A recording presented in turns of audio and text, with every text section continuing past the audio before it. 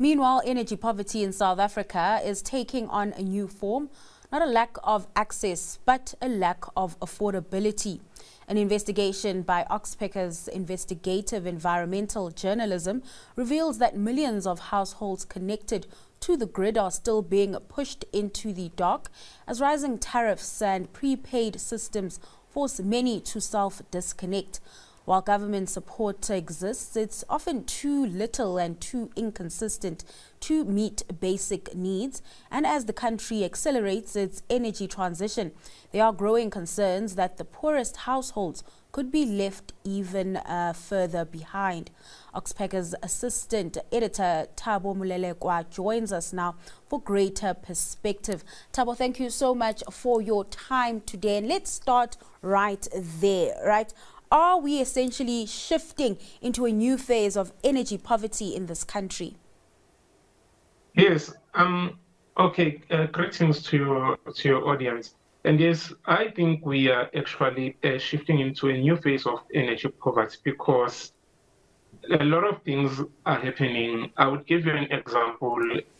Recently, I visited Mirafong, where I interviewed people who have somehow self-disconnected themselves from the grid, because what is happening is that they are paying for the electricity. However, they don't get what they are paying for. And some of them people who are not affording, who are supposed to be receiving FBE, they are saying the FBE, as we all know, by the way, FBE is not enough. Yeah. So what people are doing is what we call in township terms, bypassing the meters, so that they can obviously make ends meet and be able to have electricity supply in their households, because they honestly cannot be able to afford, because of the rising tariffs also, and how municipalities,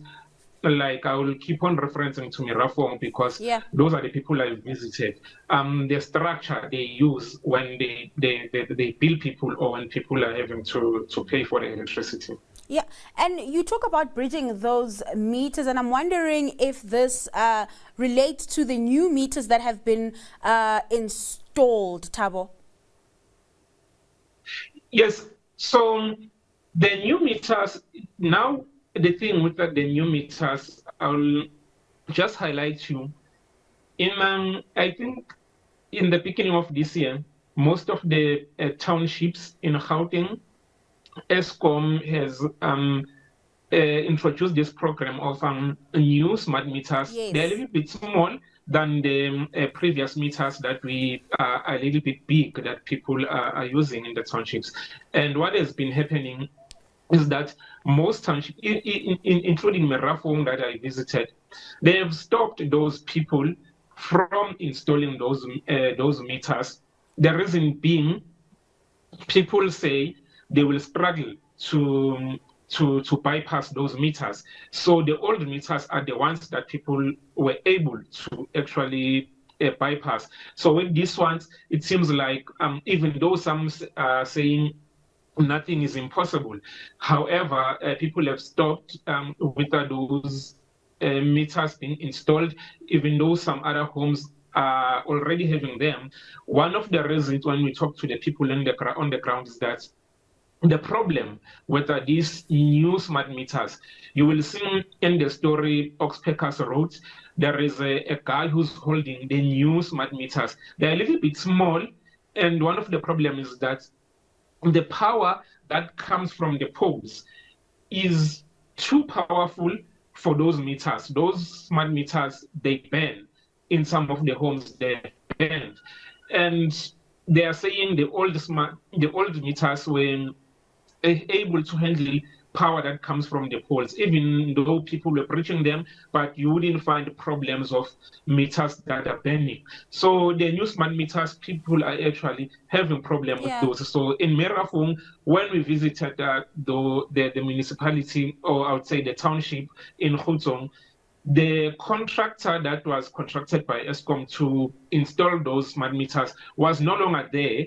because the people of Gauteng have stopped them, saying they don't want that. They want to continue the way they've been receiving their electricity from the municipality, or the way they have bypassed their meters, because the electricity debt by the municipality is actually too much. So ESCOM ends up cutting power for everybody, and that's how people have started bypassing the meters. So the new ones that are recently being installed in most of the townships, honestly, in Mirafong, they have stopped all those the contractors. I'm not quite sure what happened after we left, but while we were there, the contractors have been stopped. Quickly, have the members of the community made the municipality and leadership around the people that are installing those meters know what the issue is around that? Well, yes, people, the people know, and they have elected their leaders in the community to say the reason we don't want these smart meters is because of 1, 2, and 3. However, the problem with them, the people in the municipality, they are saying to us, the only thing they are able to do is to report these issues to the immediate people who are within the community, like the councillor or whoever. The problem is that they can't, or they are struggling to communicate direct with the municipality, because whenever they try to communicate with the municipality, they don't get any answers. No one responds to their answers. And well, I don't know, maybe I can say as media also on our side, because remember, when people struggle to get answers from the municipality or the government, as media, we need to step in. This is where the problem comes in, when these people also struggle to give you the answers as media, to say, okay, as the municipality, this is where we stand. Go back and tell the people you are interviewing that as the municipality, this is what we are saying. We struggled to get through the Mirafong municipality. We ended up publishing a story that didn't have any comment from the municipality. So the municipal leaders, I would say, if they know of the issue, it's because they've gotten the queries from us. They've gotten the calls from the people, but they don't like to respond. They don't respond to people's issues. So that's what I can say. Yeah, and just from your note, your investigation, that is, I noted that there's a lot of shifting of responsibility. No one necessarily wants to take accountability around the crisis of the affordability factor of energy. Is that the sense you also got?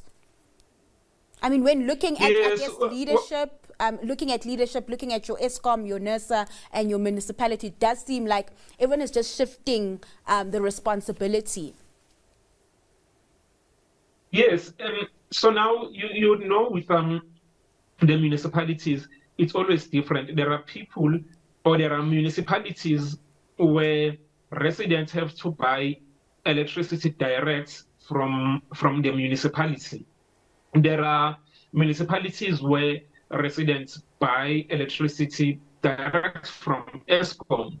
So with Mirafong, the challenge is that people are not paying direct to ESCOM. They pay through the municipality, meaning the municipality have to pay ESCOM. So with the municipality, it's like a middleman. But now, where the challenge comes in, and I understand when you are saying it seems like everybody is shifting the blame. And now the whole blame goes to the municipality, because they didn't even give themselves a chance to actually come here and talk for themselves. So everybody is shifting the blame to them. Unfortunately, they were not able to come and talk for themselves, because now when we talk to ESCOM, ESCOM says to us, Mirafong municipality owes, I'm quoting ESCOM, owes us an amount of about 1.8 billion rand. And this amount from 2015, since then, this hasn't been paid. And we know what are the consequences of this. When the municipality owes ESCOM, somehow ESCOM is going to cut power to that municipality. And who is going to be affected?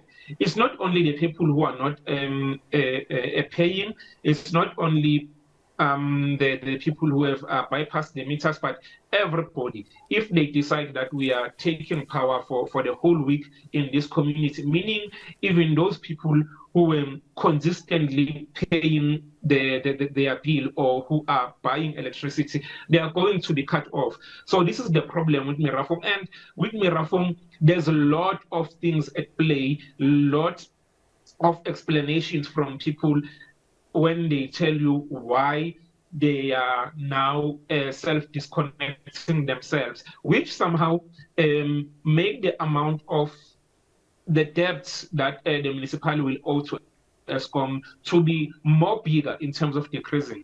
Like if I give you an example, the structure Mirafom is using, I think, is what makes people to lose trust to the municipality, because what they do, if someone, I'll give you an example. A certain Mrs. Nkosi buys an electricity for 200 rand, and what they will do, and I will always reference to what is happening in most of the townships in South Africa. Yeah. In most of the townships, people are not paying rates. Like when I say rates, I mean your waste collection, water, and everything.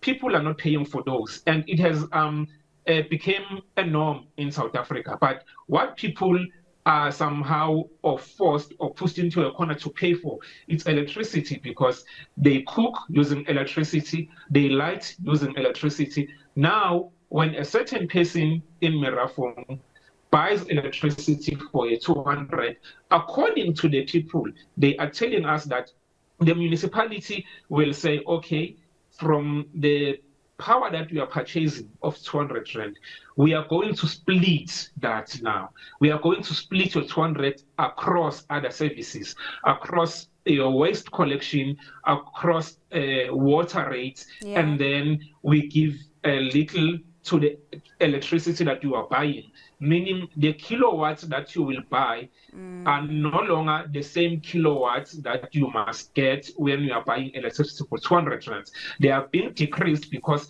this has been allocated to other services. This is done without consulting the people, without having an agreement with the people to say, this is what we are going to do. Most people have said, this is what has been happening, and they've been trying to address this issue. No one is listening to them. Hence, they just decided that we are bypassing the meters so that we can have electricity, or we can have power to do our daily needs that we have to do. Interesting insights there, Thabo, really giving us, or laying the field of what's actually happening within townships in South Africa when it comes to electricity affordability. We are, of course, chasing the Minister of Electricity. Maybe he will help us answer some of those questions. Thabo, let's leave it there. Thank you so much for your time. Really do appreciate it. That was Thabo Mulelekwa, Assistant Editor of the Oxpeckers Investigative Environmental Journalism.